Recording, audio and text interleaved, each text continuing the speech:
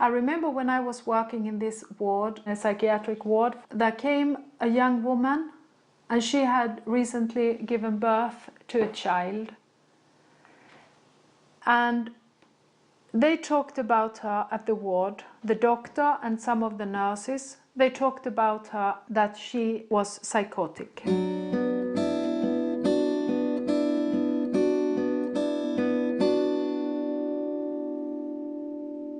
And I remember that just after a few hours, I thought to myself, how the hell will she be able to act in a normal way? Being here in a ward and she has her baby at home. And this is 30 years ago, but I still remember it very, very clear.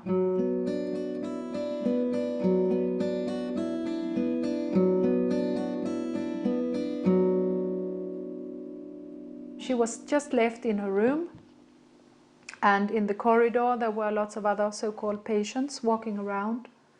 And the next day her husband came to visit her for a short while, and he brought the baby, and she met her little baby for, let's say, 10 minutes.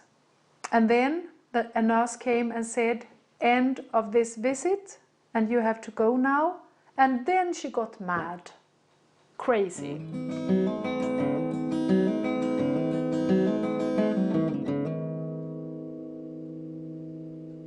I think she was overwhelmed by grief. I think she was furious, and she screamed and she banged on the windows. And I thought to myself, this is absolutely normal to behave the way she did. But the people talked about her that now she's even more psychotic. We need to give her even more medicine.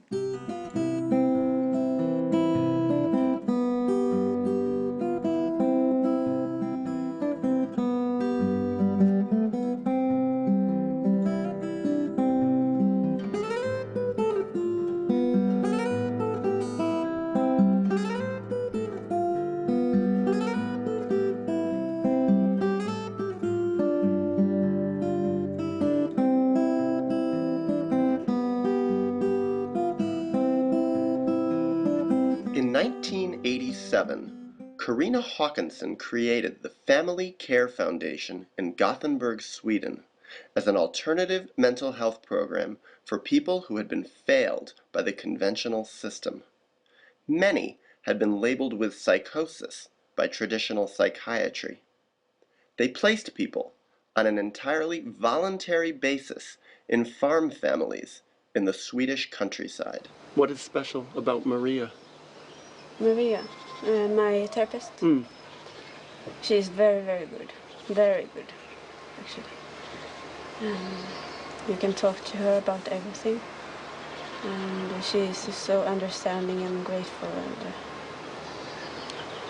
I'm very happy to have her as a therapist.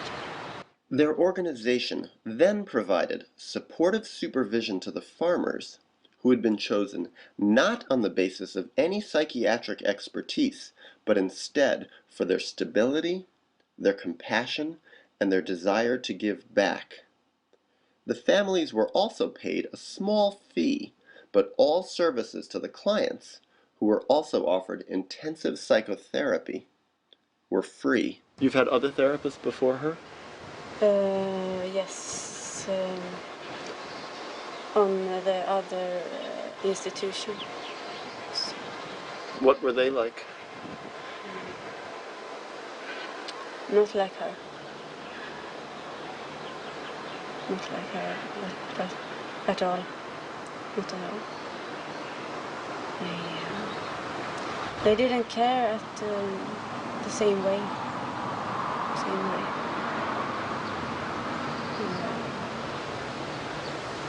She's very special.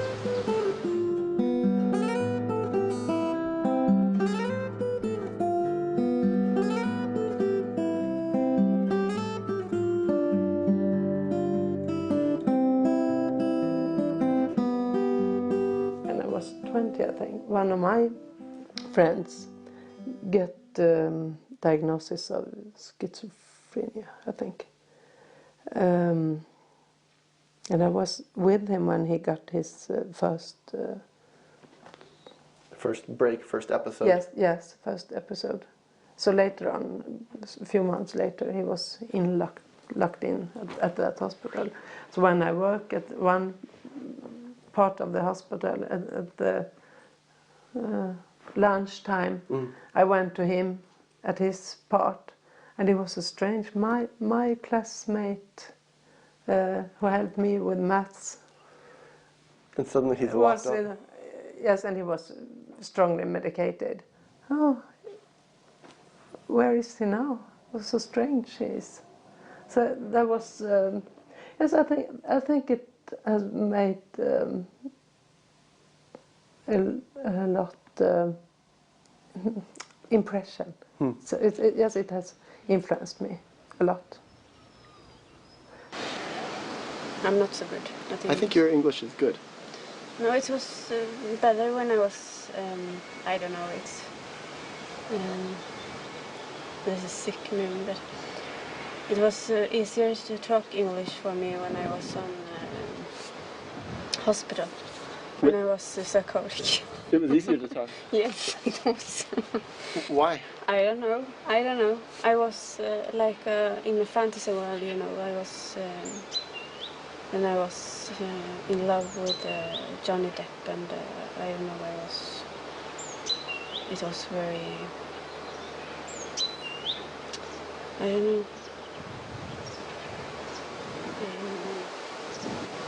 I had dreams about him and everything. I was very psychotic, and I learned me more English or something. Yes, more English and American English in my dreams and everything. This is a nice place for your son to live? Yes. He's happy here? Yes, he's very happy. Why, would you say? He has love here, I guess? Yes. He wants to stay here with me, but I don't know what's going to happen now. Oh, because the social services says they don't want to pay anymore? No, they don't want me to stay here with him, and because it's, I don't know, they don't think I'm getting better. Do you agree? No, I don't agree. I agree with the family company, Karen or foundation, I mean. So yeah, you think you're getting better? Yes. It seems to me. Okay, I have my problems, but I'm getting better anyway. Oops. Let me make sure I get this right. It's hard to do camera and talk at the same time. It goes like this all the time. Up and down, and But you never know when it's coming. You think you will be able to get off your medication? Yes, I hope so. And they support you here to come off your medication? Yes, absolutely. The family? Yes. And also the organization, Family Care Foundation? Yes, and the psychiatrist. The psychiatrist. So they believe in you? You want some? Okay. This should not be on camera. No. I'm supposed to be the perfect... Here, you can film me if you want.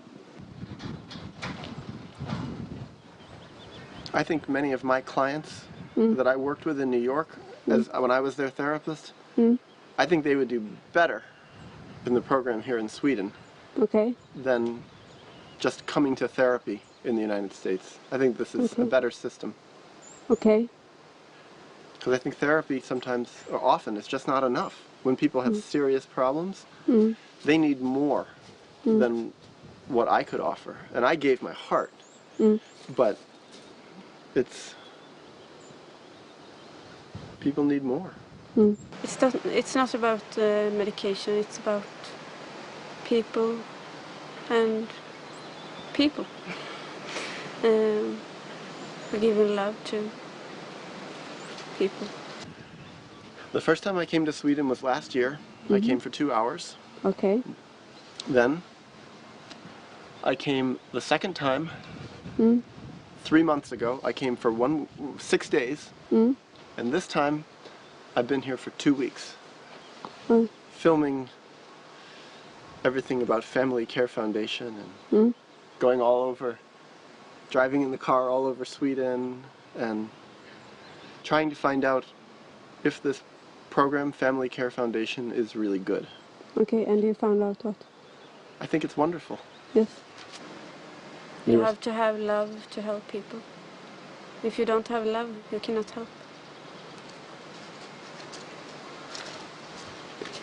It's funny because I look around and it just seems like from the outside it looks like just an average home. But it seems like from the inside there's something special in there. Yes, it is. It's very warm inside. Very much love. What made you both decide to do this, to take people into your homes like this? Because it's not common. No. Nobody does this in the United States, very rarely.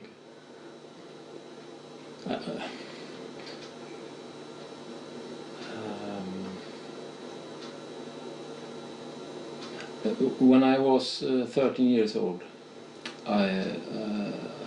I lived in, like Therese you do now, in a family in 7 years, and worked on a farm.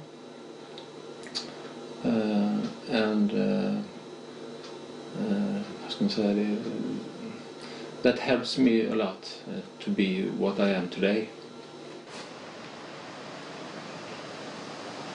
Sometimes I felt that I had every diagnosis in the world. I got a man who taught me how to live life. He taught me to think before I did something and take it easy. I was wild, I fight, I did much foolish stuff. And he taught me almost everything I learned in life in that time. I lost myself as a person, you can say. So I had to build everything up in myself again. And if I hadn't lived there, my life probably had looked in another way today. So that was he's in a way saved me. And my thoughts then, I didn't begrep, vad heter det? You didn't realize? I didn't realize the importance of it then. But when I got my own kids, and they became teenagers, and then I remember my time as a teenager. It was not easy to build me up again as a person and as a parent. It was then I began to think what we can do to help, because my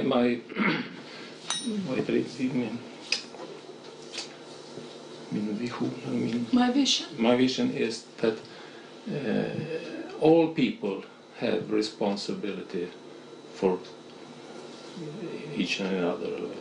Yeah. And we must help. Today we helping Therese. Next year maybe Therese helps us. Who knows? Do you ever talk to this man who helped you? He's dead now.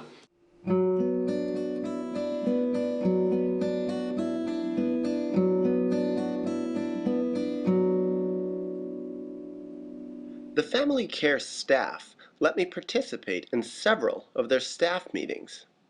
Through this, I came to realize that they operated differently from how I was taught to behave as a therapist back in the United States.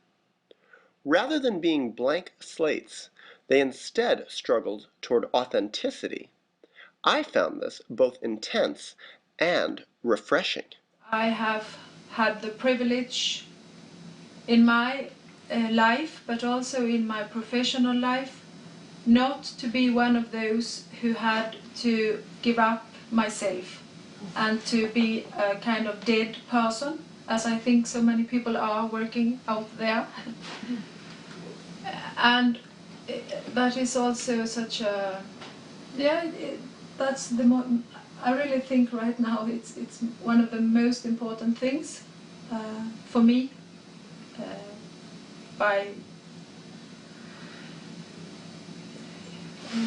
that I didn't have to do that. And of course I also worked for not being one of those, but it has so much to do with the system and where you are and how you do it, and that I can still be alive. That's what I try to say, because I think many people out there are not alive anymore. They are dead. And it's not good They stopped growing. to be a dead one working with other people who struggle with life and death all the time. Dead or plågade, vad heter det? Tortured. Tortured. No, I think dead. What I mean by dead is something has not feeling enough, not getting attached enough. That's what I mean by dead. I think hibernating. What is hibernating? Bjorn in the winter. Okay, good. The bears in the winter, they go in, underground. But I prefer the word dead, because I want to use the strong word, because strong. I think it has to do, that is what I try to say. I think I've found out, because we work in a context when people are struggling with life and death. And therefore I use the word dead, because if you meet a person who is in a way dead, it's dangerous.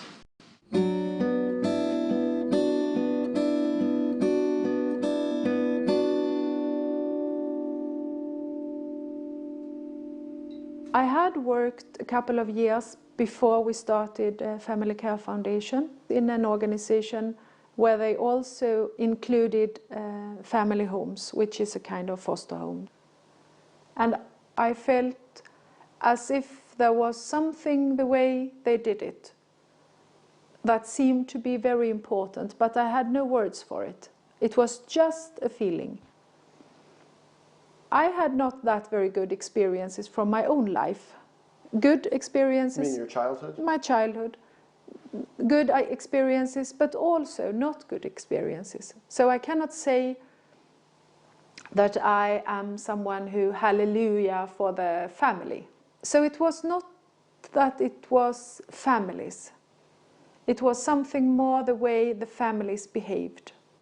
Now we visit the home of Anki and Jonas Svensson, two farmers who, along with their sons, have been working with the Family Care Foundation for nearly 20 years.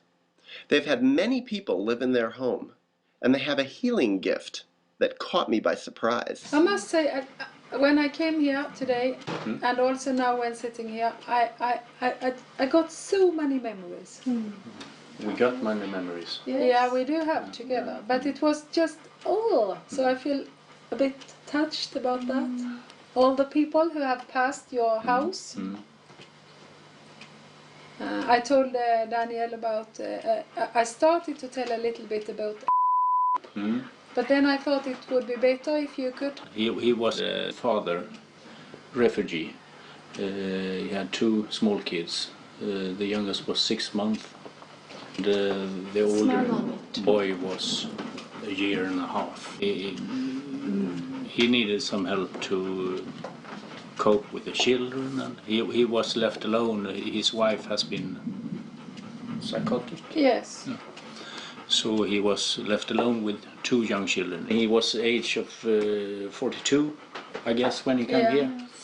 And he needed a lot of help.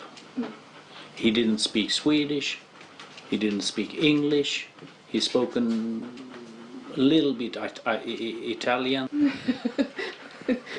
So we few words in Italian made him happy, and He lived with you? he lived with us. With for his children? With his children, 1.5 years. Yes. And he got to learn Swedish While he was here? while he was here slowly. His place in the world, he didn't know what should it become of me, or It was a kind of breakdown, wasn't it? Yes. it was a really breakdown. A really A breakdown. It was a yes. bit nuts at times, Yeah, I think. yeah. Yeah, it was. He lay on the floor and screamed, and Yeah. 42 years old, who doesn't speak Swedish, lay on the floor and scream. Yeah. What to do? Now, what to do? It's Yes. experience. What did you do? Just being human. You don't know if you are told, as I told you now, what would you do when it happens to you? You don't know that now. You don't. But when you're in the situation, You feel it. you be human. Stop it. Don't be sentimental, for God's sake. Do your job. I'm just being I'm being human too. Yeah. It's very hard to hold a camera steady and cry at the If you same. want a break, just tell them. I'm joking. Nah, catch me, see? Skärp dig. Skärp dig. And pjosk. This is pjosk. Nah, it's always. We have our moments too. I tell you, in my favorite interviews, I always cry. Oh. I can't stop. I always cry, because it touches me, you know. But We have a lots of memories together. Oh yeah. 20 years of memories. Yes. And I don't know how many, but it's not relevant, but lots of people have been here.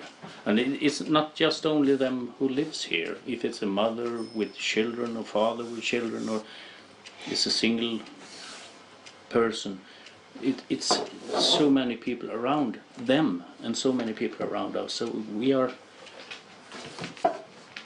it's a whole community who is involved. And we have the office down in Gothenburg, and it's a lot of people. Yes, it is. You mean that if you choose to be dead, you can live a comfortable life? Yeah. I think people, because how, I mean, as many other people, I think, I try to understand how come that people do like this. How come that people, as this psychiatrist, for instance, working with one of my youngsters, gives him a huge amount of medication every month since he was a little child?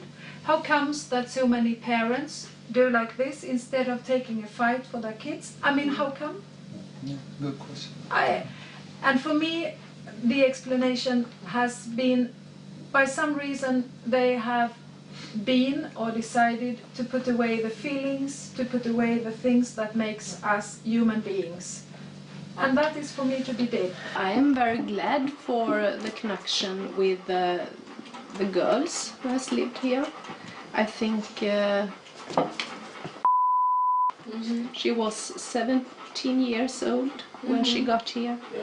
She hurt herself very bad. She's Self-destructive. now it's coming a very loud, I think. No? Poof. The electricity went away. Yeah. Yes. It's far away, yes. Yeah. Was 17 years old when she come here to us. Now she lives in, Wing, the light went on. yes, now she lives in and have a normally life. Yes. Yes. She handled his life and Is she 25 now? yeah, 26 26? in this year. Yes. Yeah. It was many difficult days Yeah. with, She cut yeah, herself but- while she was living here. yes. Yeah. In the beginning, yes, she did. Yes. Really in- much. Really much and really bad. Yeah. Like what kind of stuff? Like blood everywhere and... Yeah. I get angry to her because she was verbal. She Totally verbal. Yeah, she was very stupid, and I tried What, saying to... verbally abusive? Help me. Sa hon hemska saker? Ja. Yes, she did. Yes. To us, you mean? Yeah. Yeah. Like, yeah, fuck yeah. you, that kind of thing. Okay, yes. But this time she took his table and on me with teacups and everything. I totally was what is it? And she was very angry, and she threw things to me in his room. In her room? In her room there up. And I got, wow, I see a 5-6 years old little girl, and I think I must do something. But she's older than that, right? She's like... She was 17, 18 years old. Yes. And I took her and grabbed his arms, and I sit on her, on her bed, and I said, now it's stop. And I was very angry. Yeah, I was furious. Furious you were. and I hold her there, and she tried to, but no, you're still there. And after a half minute, she began to cry, and I slept. Yeah, yes, and I sit down and hold her and say, stay here, try to stay here. We work it out, but it can take a year or two, but try to stay. So you my didn't friend. throw her out? No. I talked to Margaret Magan. I called her and talked to her, and talked to you, and we meet again, and she stay here, and I have her in my heart.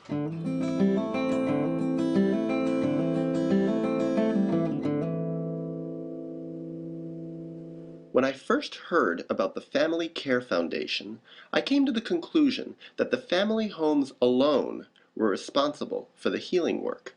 Yet it was the family homes themselves, mostly speaking off camera, who dissuaded me from this idea. Not a one felt they could have done their job so effectively without getting respectful supervision from the staff and without having respectful therapy offered to the people living with them. This collaborative effort, they felt, made everything possible. I had an idea that I wanted to try together with others to create a place that should be good for people to stay in. And that was the goal with the organization. That was the vision. But I think that I knew that the place should not just be good for those called clients, but also for us working in the organization. I knew that.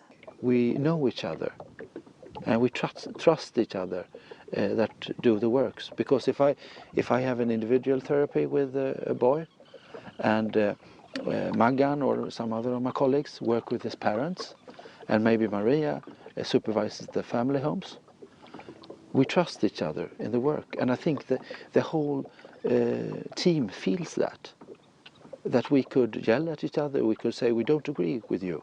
That's not so tough to do that. And I think the people that we meet, they feel that. It makes a, what should I call, a culture of what's okay to talk about.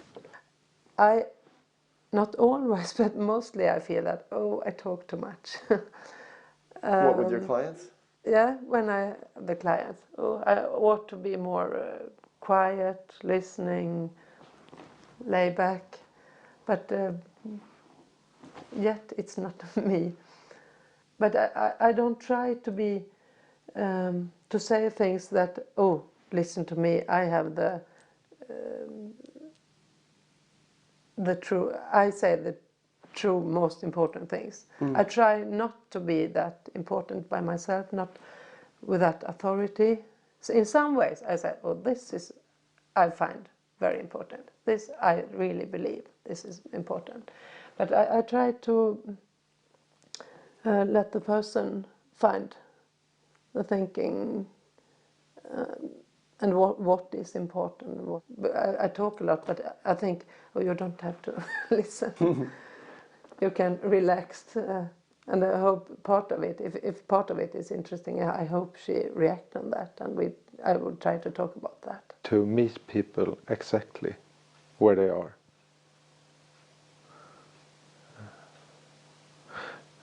And not taking anything for granted.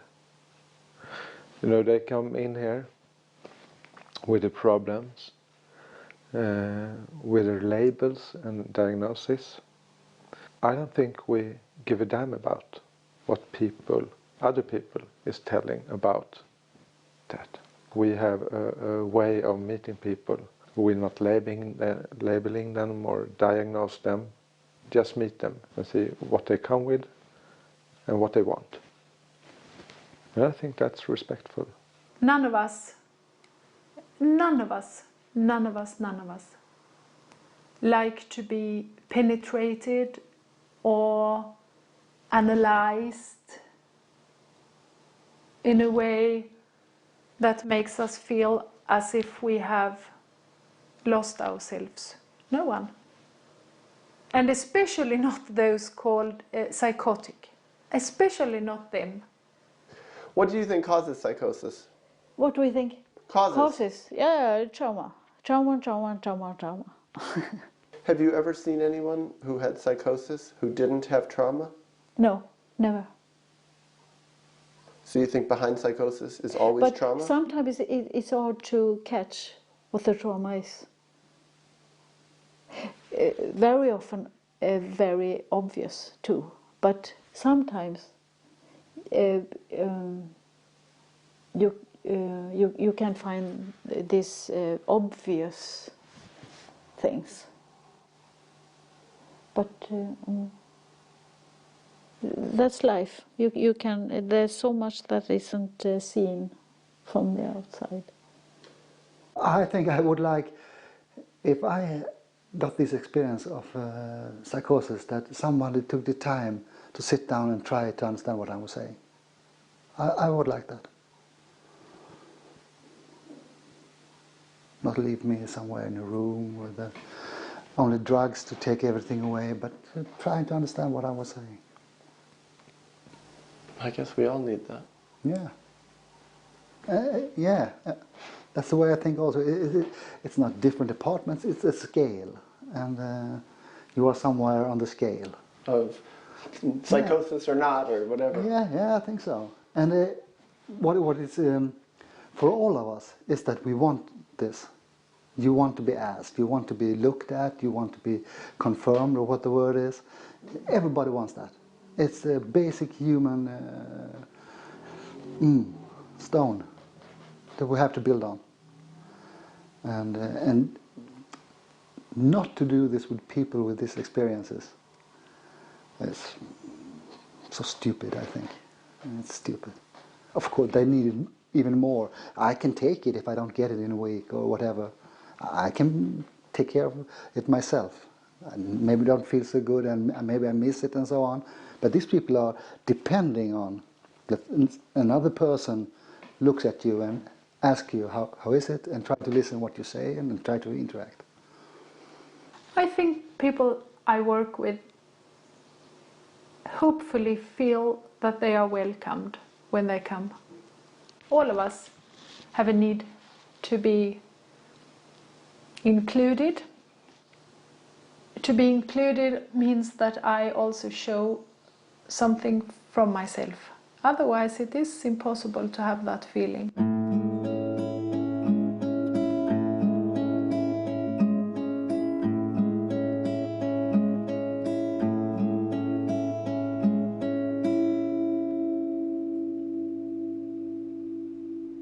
Although Anki and Jonas presented themselves as ordinary people, it struck me that their home was anything but ordinary, to the degree that I realized I was witnessing a radical therapy model. and it made me curious and inspired this film. Who were these people? How did they work? What was their secret? And why did I feel so quickly safe with them? Safe enough to reveal myself so deeply? We have connection with several amounts of people who have lived here. Yes. The first girl who lived here 70 years. 91, 92, 93, I guess. 93. Yeah. So you were just a little boy. She called just another day. And she was pregnant when with young when lived here. Yes.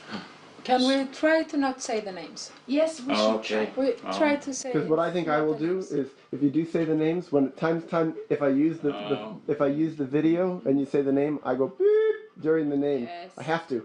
Yeah, that's good. But it's really hard to not. They are. I don't know. I know, and this is good because I tried to explain to Daniel the other day, because as I think Daniel was a little bit annoyed with me since I didn't want to say client. Why do you not like to use the word client or patient? It doesn't fit in the context where I work, because I mean, in my daily work I call people their names, and in a family home they are not a client. It's Pelle or Anna or Maria or Stefan. I mean, the family home never talk about Anna as the client. They never do? No, no. What do they say then? Anna. What do they say to their Anna. friends? Anna is living with us. Yes, Anna. But they I don't believe that, to be honest. Yeah. I think that they're telling people, we've got someone who's from social services who's living with us in our home, and they've got serious problems of this variety. Yeah. Right? Sometimes they do, sometimes they don't. It's different. There are people who stay in a family home who really don't want to be known in the surrounding as someone with troubles. So sometimes people make an agreement with a family home to say that it is a cousin. Mm. But they tell their friends the truth, or they tell their... No, I think that most of the family homes tell their friends that Anna, but they say Anna is staying with us since she has had lots of troubles for many years. They don't say, I don't think they say, we have a client living in our home. Right.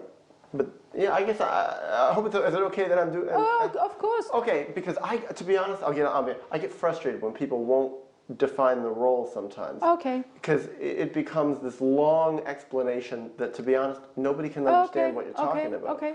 I said, but we don't use the word client. And there's a member of the and member of the family. So, and can you understand that now then? Good. Mm-hmm. But when I have read into my diary, put a beep on. I have said my friend. Please, when the name comes up, put the beep on.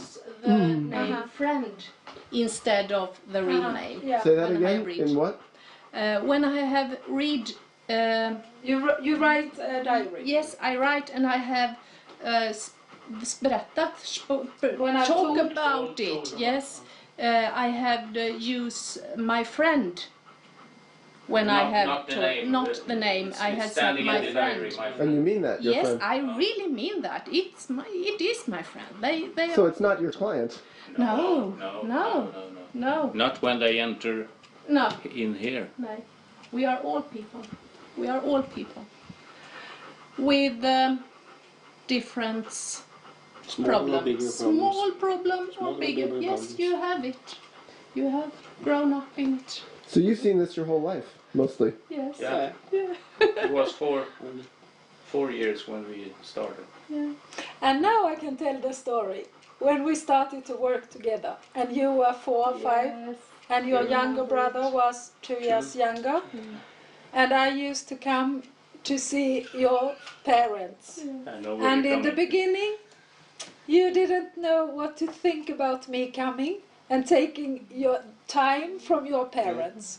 So you used to make a trap so that I should not be able to go into the house. Oh, really? Do you remember that? So you didn't like her at first? I think she stole time from their parents. But did you feel that way about the people who came in to live with your house, the people that she sent to live here? Did you feel that they were stealing time too? No, that's another thing. To live here or just to come here and visit us. It's been a family member if you are living here. Yeah. Really? So were you sad when they would leave? Sometimes don't. It depends. Yeah. When the small depends. children left, we all Oh, yeah, we cried all of us. So did I. So you've all seen each other cry. Oh, yeah. So when I come and cry, it's okay. No, it's not. But why not? I don't know. I just don't want you to. No, why not? I don't know. No. Does it bother you? No. No. No, because you've seen a lot of tears in this house. I've seen it. You've seen the tears too? Yeah, many times. But why did you think he cried? I know it, you said. Yes. Yeah, I know why you cry. Why? You will be touched about the story, about the commitments, about there is people who is caring about other people's. I get, vad heter det, rörd. If I heard a story like that came from nowhere, I will be touched too. Yeah. I can sit in the living room and watch the TV. Yeah. I felt it. Yeah. Well, also because I was a psychotherapist in New York City, and I work out of my home. People come to my home with many of the same problems. People who cut themselves, people who diagnosed with schizophrenia, bipolar, people who want to kill themselves, and we live with them all the days. Now you will see our middle son. Oh, as a very, chicken. very yellow. As a chicken. Yeah. He is yellow clothes. Hello. Sorry, there's a camera going. Hej! Hej på dig! Kul att se dig. Detsamma. Du har ju blivit en vuxen man. Jag har blivit det. Ja, vad kul. He has become a grown-up man. We haven't met for some years. Okay. Years? Nej, du och jag har väl inte det. It's some years.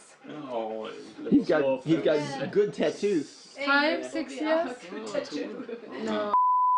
Där då träffade du Pierre, tror jag, ett par gånger. Ja, men hur många år sedan är det? Ja, men alltså det är så länge sedan är det inte. Är det inte det? Så 5 år sedan, jo. Maybe. Ja, kanske. Jo, he has moved out from home 3 years. Okay, then I haven't seen you maybe for 5 years. But when you were there, it felt as if it was yesterday. Ja. Hej, det var inte kul att åka hit. It's okay you cry. Because it's the part of our lives. We cried, we laughed, we are happy, we are sad. I think it's good. It's good for us to show what we feel. And I think we have lived so many people here, and we have been angry, and we have been crying. It could be usual that sons never have seen a father cry like that, you know. But our sons have seen me cry tremendously. Yeah. Sometimes. It is, and so they don't have that burden. You know what I mean? Yeah. That they haven't seen their father cry. I think it is an asset to have seen their father cry. Myself, I've never saw my father cry. And I think if we show who we are, we cry, we laugh, we get angry, I think the people who come here to us and see us, they we just no difference wonder, from but anyone else. yeah, no, I think they think, oh, it's really normal people. Yeah, and they can show themselves after that. Yeah.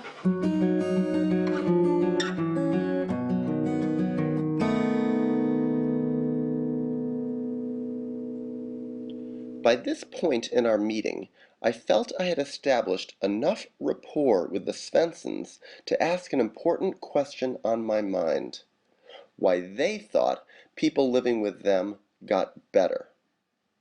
In my experience, most clinicians in mental health programs in the United States have never seen someone labeled with psychosis get well, so much so that they are skeptical that full recovery is even possible. So you see people with very serious problems, and you've seen them get well, change, and grow. Yes, yes. What do you think is the magic? Why do they get well? That was a very difficult question, but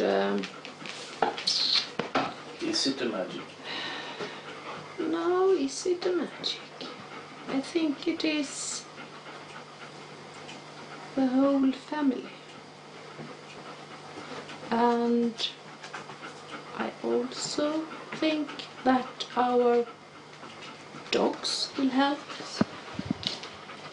The animals in the barn? The animals. Routines? Yes, routines. That's very important. Routines. Routines is Then very we have important. the stock cows. You have to go out and milk them. And that's a very important thing to have the routines to lay back on. Well, whatever else happens, you have to go out and to take care of the cows. No matter what happens, meaning no matter what problems you have? Yes. Yeah. You can be crazy for a half minute or a minute, but the cows, they call at you and they will have their food and they will be milked. I said to the girl, I can't stand here anymore. We must out. Get out and get the cows' food. Oh yes, yes, we should. And she did it. She followed me, yes. And she got there and she talk and talk and talk and talk and talk and talk. And the cows, they think, okay, there is she again. Okay, but get me my food. The cows trust her? Yes. And then she came to me for therapy twice a week. And at that time she didn't talk to me either. She just talked by herself and shouted by herself. But she used to tell about the cows.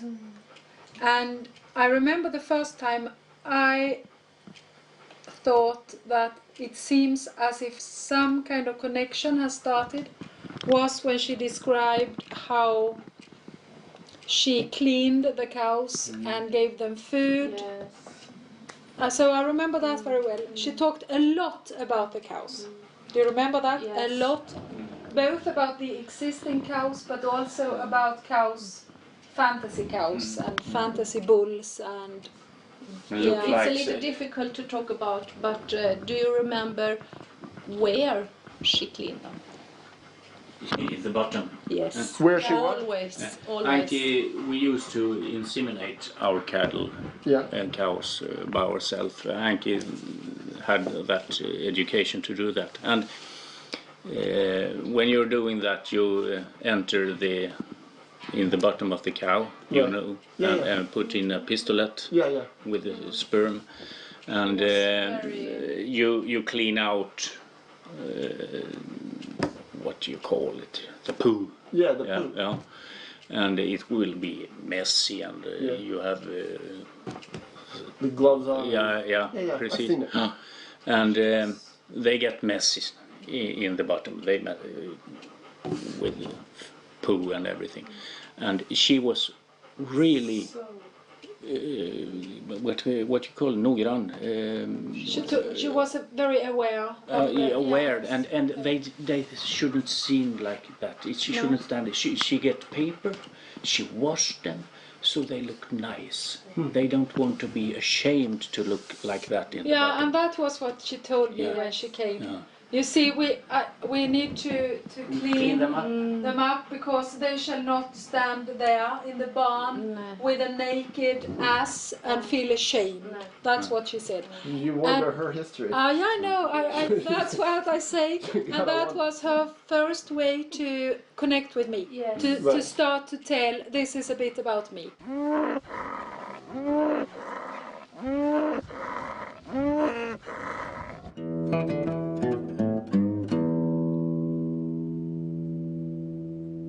My experience in the United States, both personal and professional, has taught me that authority figures almost never spontaneously reveal their deeper motives, especially when it risks casting them in a bad light. Thus, what was to come in the midst of Johnny signing the film's consent form, caught me off guard and taught me as much about the value of the Family Care Foundation's culture of transparency as anything else I was learning. I say to Anki, no, you mustn't tell Are you until leaving too? he has to do the cows. Will you come back? Yeah, you will be back. Hur länge är du ute? Timme? For an hour. Men han är här utanför. He will be out here. We can call him in. Okay. I filmed you signing it. Why not? This is drama. This is drama.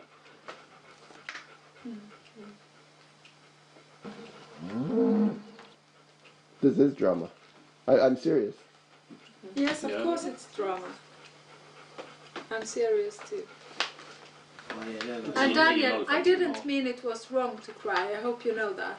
Okay, good. I think you just were. I don't know if you got uncomfortable or something. No. I think I reacted by different reasons. First of all, I have a father who have cried a lot, and I don't think that has just been good for me as a child to have a father who cries, and I didn't. And he was constantly unhappy and anxious. So sometimes when grown-up people who I trust start to cry, I become that little child again, and I just feel, oh, you mustn't cry. I think that was what happened. Right. So that's one thing that has with my own personal private life. Right.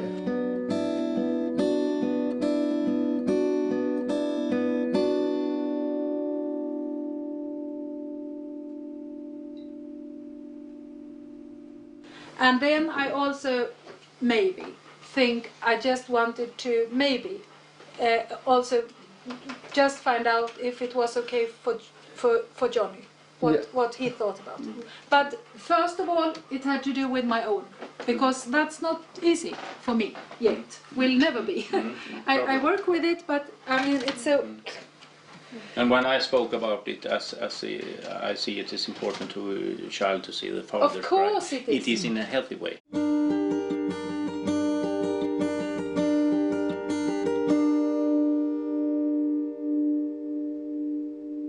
As afternoon was turning into early evening, I decided to open up the sticky and all too often unspoken topic of psychiatric medications. In the United States, virtually all mental health programs rely on pharmaceuticals as the primary line of defense in the treatment of serious problems, to the point that people labeled with psychosis are expected to stay on antipsychotics for life, with consequences that are frequently devastating. Here, I sensed a different attitude. When a person comes here, they come from some place, maybe institution or something like that, and they have maybe a large amount of medication. You can't just cut it off. When they came here, we have to try to lower the level slowly, but to get there that you're not taking any medication anymore. It's a goal. It's not everyone we succeed with, but it is a goal. They will try. They will try. They will try. With our help, they will try. Yes.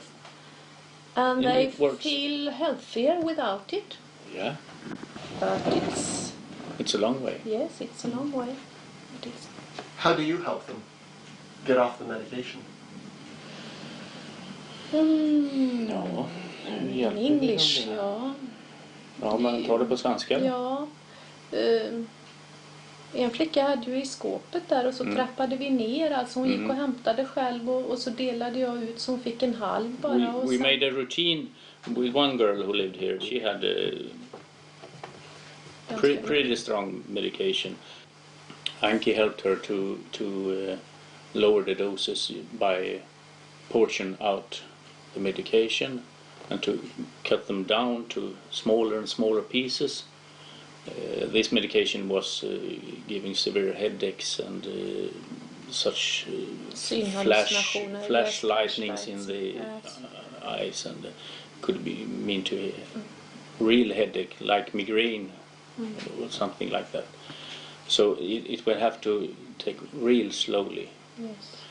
And Anki helped her to lower the consumer of medication, and it succeeded. And Yes. it was pure practical way to do it. So then you have to speak about it. We do other things. We walk with our dogs, and we sit down and take a cup of tea, and we talked, and we cried sometimes, and we get out in the barn and milk our cows, and we do very much things together. All the day we was together. You have so much in here and here. It's not all here, and you can't give them medicine for their feelings in their stomachs or feelings in your heart. You can shut down your brain so it works slower. And where did you get the idea at the beginning that it's good to lower the medication? Common sense and lots of help from Karina. And the others. And the others. Everyone at the office. So their philosophy is it's best to be off the medication. Yes. And that was common sense to you. To me it is, yes. With Therese, we have a doctor that cares. Yeah. It listens to Therese, listens to Maria, and try to take his part of the responsibility from his work and match it with what happens in Therese's life. And that's And he's lowering her medication now. Yeah, because things work better in the ordinary life. So he's in the conversation with us and with Therese. But you have also very much invited him in your context. Yeah. So you have worked it through too. Yeah. He has long experience here now. Yes. He trusts your organization? Yes, I think. But in the beginning he didn't. No. I remember the first big meetings he was sitting like this. You forced him to come. I don't know. No, but we didn't force him. But you forced him to become a member. Yeah. In the team. He couldn't sit there and just not participate. No.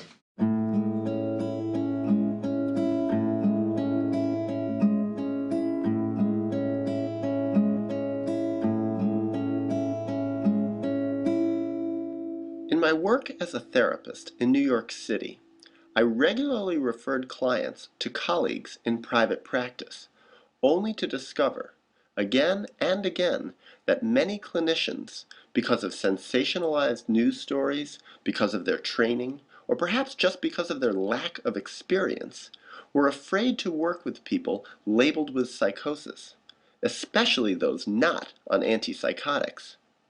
Because of this, I wondered how Anki and Jonas, and the Family Care Foundation itself, dealt with the issue of fear. Were you ever frightened having people with so many difficulties living in your home? Never frightened. I don't think any one of us have been frightened. We have a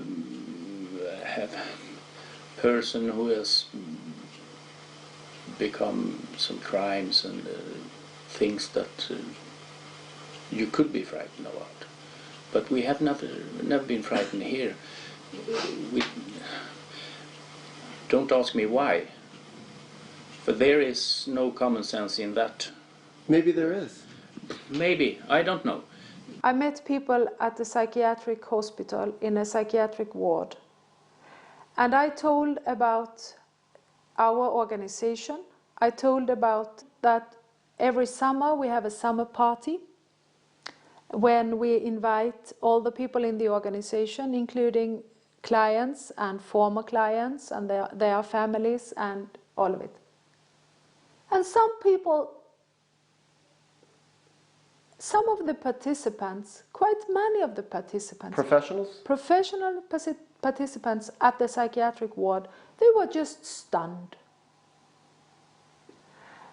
And they looked at me as if I talked about something very strange. And for me, this is not strange. For me, this is absolutely normal. Once on a date we had with all the families in the Stiftelsen, one lady said, people think that we are crazy. Normal people lock their doors at night, so they, quote, can't come in. We take them in and lock the door. Brilliant. It's really good. It's true. To adjust who is sane in that matter of speaking, I don't know, but... But you grew from this experience. Yeah, we do. A lot. And I remember there was a psychiatrist and he said, so you mean that maybe it would be a good idea if we sometime, some of the nurses for instance, had lunch together with the patients? And your children are better for it? Sometimes they are better for it. Now when they're grown up, they are.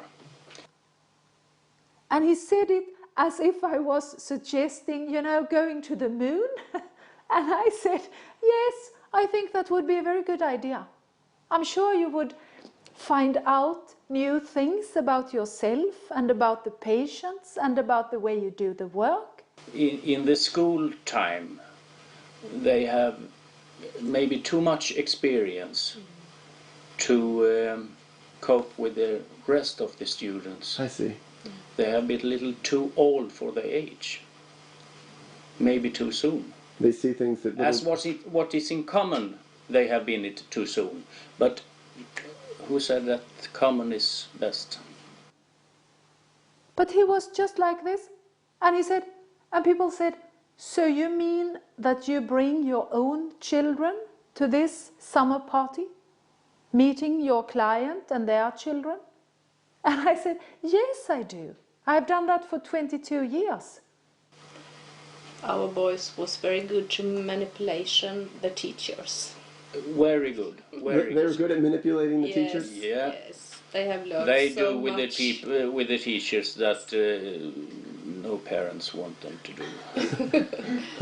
We have many meetings and sittings and talking in telephones with teacher of one and the other strange thing that happens. And people were just as if I was telling a revolutionary, that is what I mean. The teacher got answered in a way that they never expected a 10-year-old boy to do. It was really tough sometimes, but it's now... But as adult, yes, grown up, yes, it's... I think they have a lot of good of this. They read people very good. They see at them and they are... They see needs Yes. that people have in a way that not a lot of people do.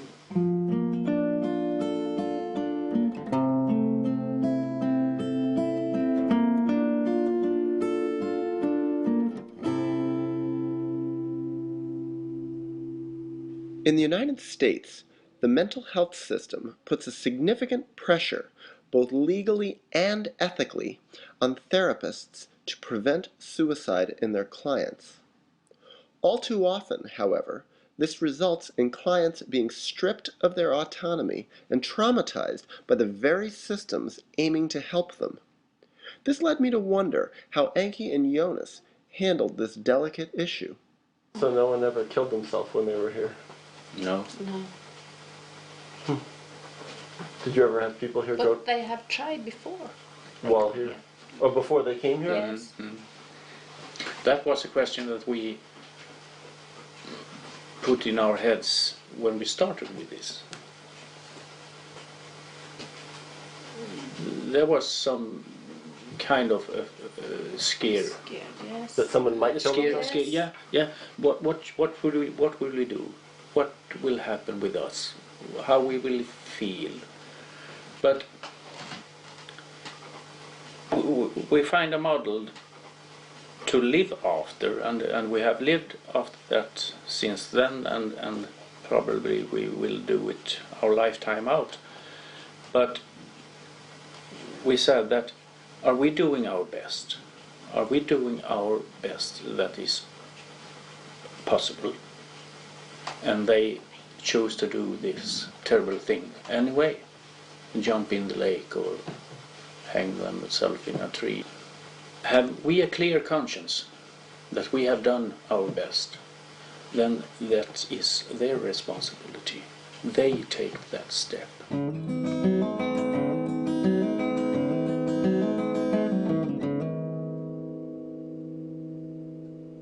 I found myself feeling a deep sense of respect for Anki and Jonas, and the therapist part of me found myself wondering how it would have been for me as a therapist to have had them as therapeutic allies. And it made me wonder how this alliance was for the staff at the Family Care Foundation.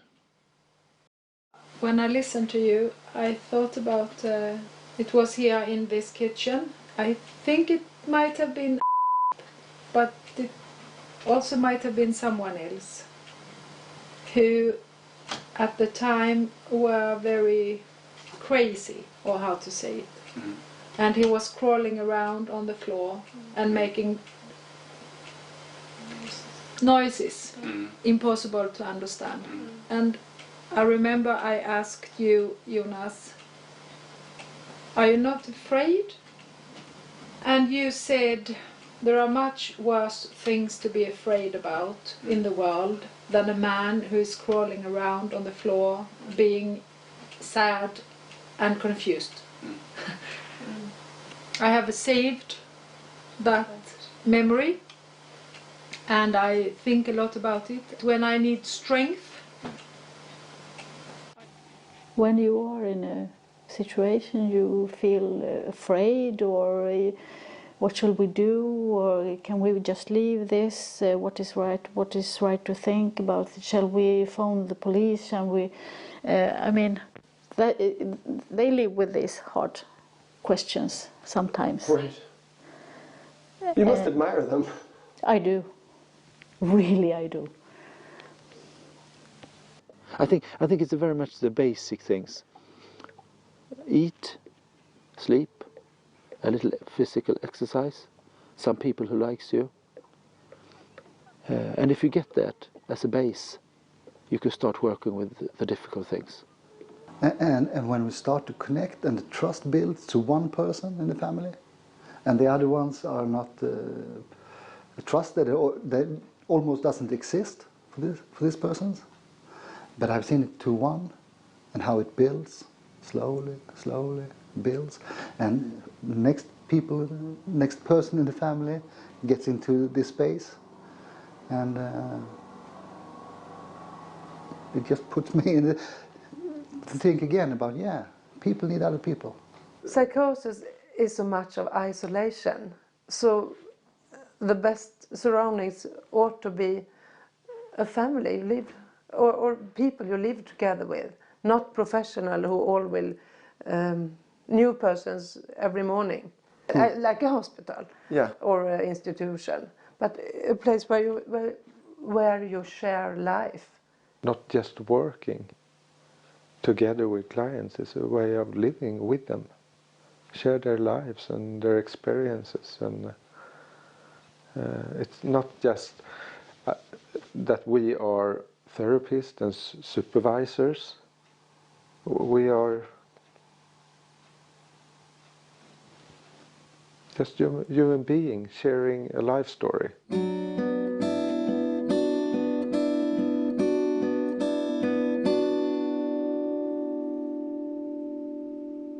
As our meeting was heading toward the end, I wanted to know if Anki and Jonas had a specific person who had lived with them who summed up all the points we had explored. Although they had several people to choose from, they finally spoke about one woman who had been given up for lost by the traditional system. This is a woman that, when she came here, she couldn't walk in the city or go into a store, supermarket. bank, which was very important to her, that she get a credit card, Visa card. Yes. That was the. And she couldn't do any of that? No. She couldn't. She hadn't the opportunity to get that. And she couldn't go anywhere without being arrested. People get afraid, people get scared, people felt threatened. Everywhere. On the bus, on the train, in a cab, when she came here. Because she was so afraid. She was so afraid. Well, we can say that today, but then we couldn't say that. She was complete, insane, mad, crazy. We had a breakfast meeting here who lasted for 2.5 hours. First time we saw this woman. She entertained us for 2.5 hours. I don't think any one of us did get the opportunity to say at least one word. She spoke about women with frozen chickens under their hat. What's that? We didn't know. One can really wonder, how come you let her come into your house? Who is the one who is crazy? But one thing who is very important here. This woman was here from the beginning 1 day, 2 days. Then she leaves to Gothenburg and several days. Yes, and be there 4 days. Then she got here again. We slowly extended. Slowly, yes. So she got a break, we got a break. Yes. We could live our lives. Yes. We slowly. During 3.5 years, extended the amounts of days that she was here. For this woman And for us. It was so much and so heavy and so frustrating for us and but it's calm down. It's calm down. So when she left here, what was she? How was she different? Oh, we can sit. So she have been here and visit us. Several times since she left. Yeah. And what happened to her life? It's much better. She has a credit card. Yes, she went to United States. Yes, we get a postcard. We get a postcard. Her sister lives in Los Angeles. Yes. We get a postcard from her when she was in Los Angeles, and she told us have went by fly from Sweden to Holland, from Holland over to the States and down to Los Angeles. Thank you for the help. Yeah. Thank you for the help. And when she left here, was she on medication? No. She will never have. She had no medication. No, she had no. When she came here, she didn't. She refused. She was one of them who didn't have medication. She refused. There have been both. So let me ask you this. I asked Karina this woman. If she was in mainstream psychiatry, what would her diagnosis have been when she came here? The diagnosis was schizophrenia. She was diagnosed schizophrenia. Really? Yeah. And when she left, this diagnosis, still she could still have this diagnosis? No. Oh no. No. No. Let me ask you this. Do you think of people with diagnosis? Do you think schizophrenia, bipolar, this ADHD, depression? No. I didn't think so at all. No? Do you know about these diagnoses? A little very, bit. very, very little. Do you care? No. Why not? Why? It didn't help me. You got the people in your home and we should live together and share everything. I have no use of they are schizophrenia or borderlines or psychotics. The same. No. I don't know why. It's not to negligera I would Neglect. neglect. We don't neglect diagnosis. It's not that. But for us, they don't doing anything. We haven't had the education to know what it is. We haven't wanted to educate us to know what it is. We have no use for it. What should it bring us for good? I don't know.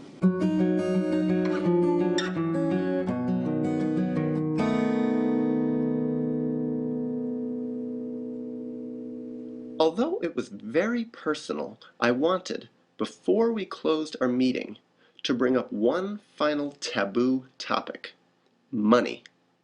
I knew they weren't getting rich from their healing work, but I didn't know a single other place in the world where such gifted healers weren't even supporting themselves from their work. And I wondered how they felt about it. Do you feel you deserve to be paid more for what you do? Sometimes, in a short minutes. Yes, sometimes, but not in the general. No, not in the general. And I think it's enough. It's a good. Because you don't get paid a lot, right? It's not much. No. We don't get paid a lot. We don't. And that am I saying here with the boss sitting right next to me. But it's but it is. That's why it was strange to ask. Yeah, it's not that kind of relation that I feel that I have with Carina and anyone there down there. It's not employee and employer. It's something different. I can't put a word on it, what it is, but surely sometimes, yes, we felt underpaid. But if you look at it on the whole, who could pay you for you to live your life? What would you put for numbers on that? I don't know about you, but I'm getting tired. Yes, I'm very tired. I've been talking for 3.5 hours. I'm sorry. Well, you want to have the last word because you just came back? I don't know what I should say. Yeah. Bye. It went well in the barn. It has been great to listen to you and to sit. All the cats are happy. Good. I hope. And the bowl too? Yeah, the bowl too.